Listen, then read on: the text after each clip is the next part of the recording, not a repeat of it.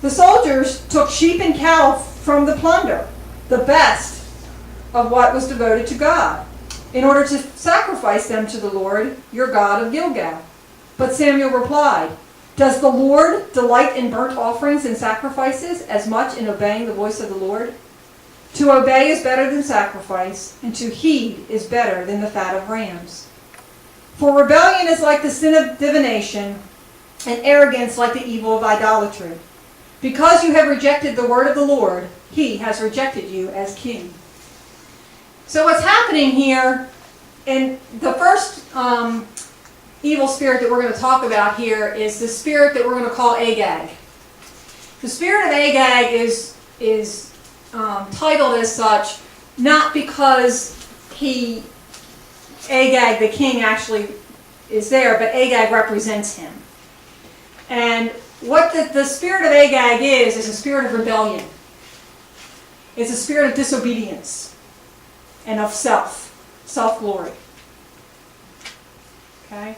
Saul represents these traits as he brought back Agag instead of destroying him.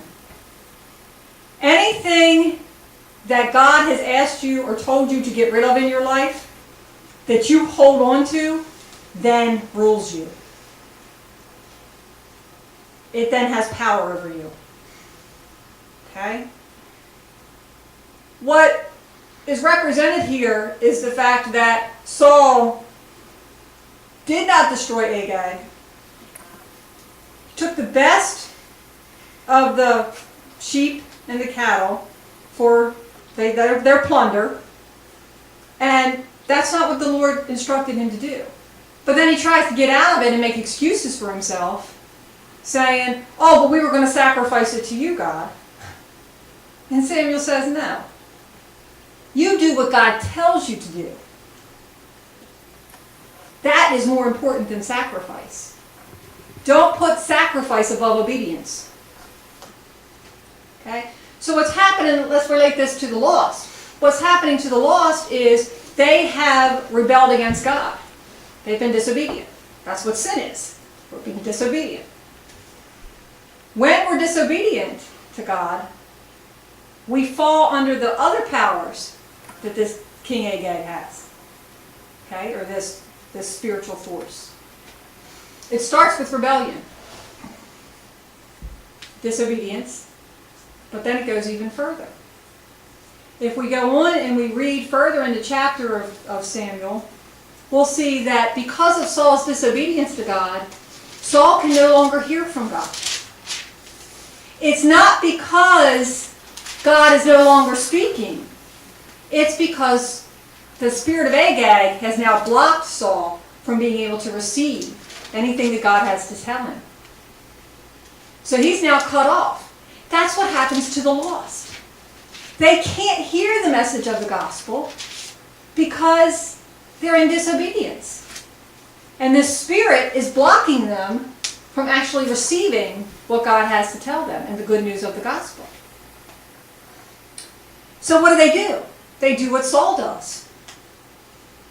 In verse 28, we see that Saul is going to go seek guidance from witchcraft or from evil spirits. That's what the lost does.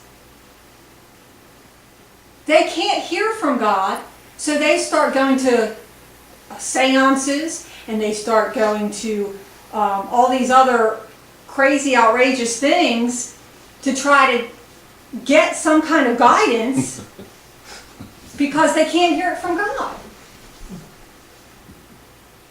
And if you think about it, you'll see people in your life that have fallen into that category. They'll seek knowledge.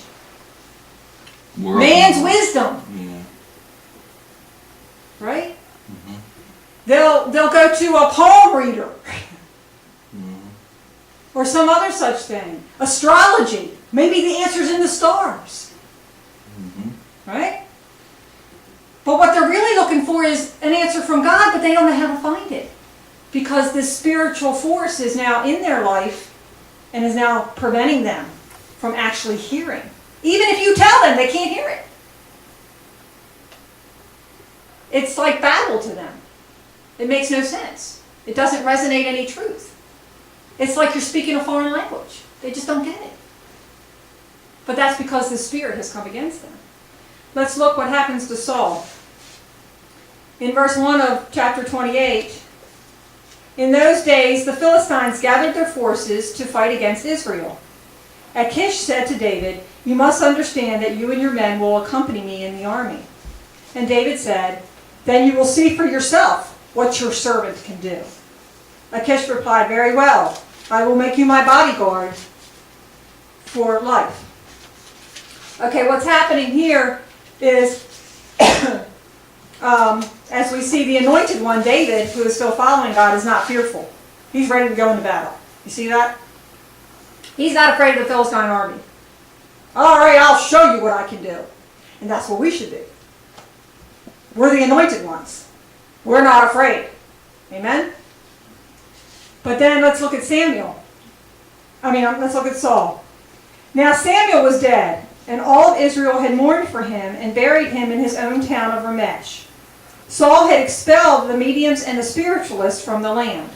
Now, the mediums, the spiritualists, the palm readers, the witchcrafters, he had all expelled these when he was still in the anointed presence of God. This had happened years before. He expelled them all from the land. But now the Philistine army assembles and came to set up camp at Shunem, while Saul gathered all the Israelites and set up camp at Gilboa. When Saul saw the Philistine army, he was afraid, and terror filled his heart. So you see the difference between him and David? David's not afraid. Saul's terrified. It's the difference between you and the lost.